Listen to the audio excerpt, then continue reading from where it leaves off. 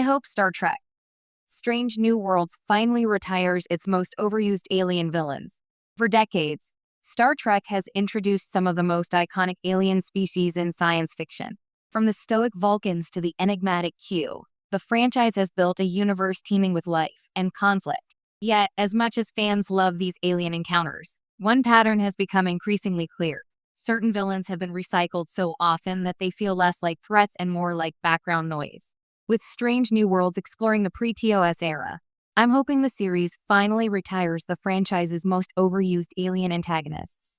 Take the Klingons, for instance. Don't get me wrong, I love the Klingons. They're fierce, honorable, and have given us some of the most memorable moments in Starfleet history. But by now, their appearances have become almost obligatory in any Star Trek series. From the original series to Discovery, Voyager, Enterprise, and even Picard, they pop up so frequently that their presence has lost much of its narrative weight. The moment the Klingons enter a story, the audience can almost predict the arc.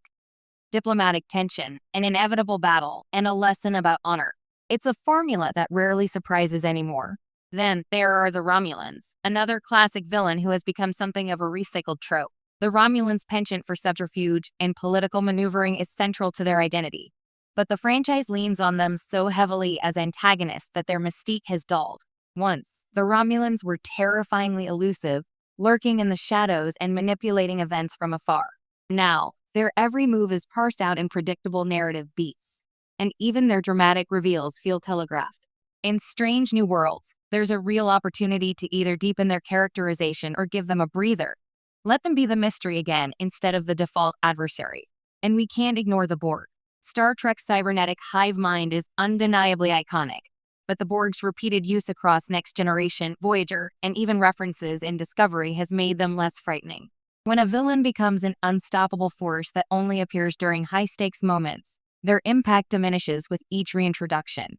The shock value and dread that made their first appearance unforgettable are now diluted by overexposure. In the context of Strange New Worlds, set years before the Borg's cinematic debut, they don't even need to exist yet.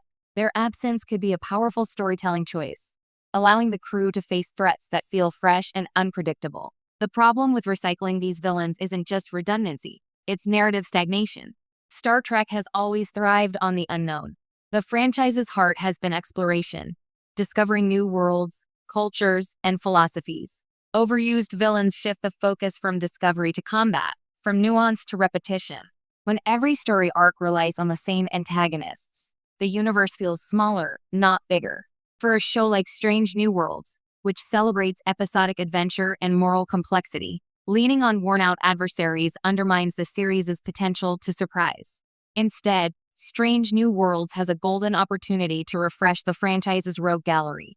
Imagine encounters with civilizations that challenge Starfleet in new ways, aliens whose motives aren't instantly recognizable, whose societies operate on values unfamiliar to humans, threats that are psychological, ethical, or even ecological rather than purely militaristic. The show can take risks with ambiguity, moral dilemmas, and first contact scenarios that leave audiences thinking long after the credits roll. These kinds of stories are what made classic TOS episodes like Balance of Terror or The City on the Edge of forever timeless. They introduce tension and intrigue without over-relying on familiar adversaries. Moreover, retiring overused villains doesn't mean erasing them completely. It's about restraint and narrative timing. The occasional Klingon or Romulan appearance still has weight, but it should feel earned, not obligatory. When a series dangles a classic villain like a plot device rather than a character, it diminishes both the show and the franchise's rich history. Strange New Worlds can strike a balance, honoring Star Trek's past while forging bold, unpredictable narratives that remind viewers why they fell in love with the universe in the first place. Ultimately, Strange New Worlds has the perfect context to innovate. Pike, Spock, and Number One aren't burdened by the oversaturated storylines of later series. The pre-TOS setting allows writers to experiment with threats that feel immediate, original, and consequential. By stepping away from the franchise's most overused alien villains, the series can reclaim a sense of wonder. The galaxy is vast. Why settle for old enemies when there are countless new ones waiting in the stars? In the end, Star Trek is about exploration in every sense, of space, of ideas, and of human and alien nature. Retiring overused villains isn't just a practical choice, it's a philosophical one. It's about keeping the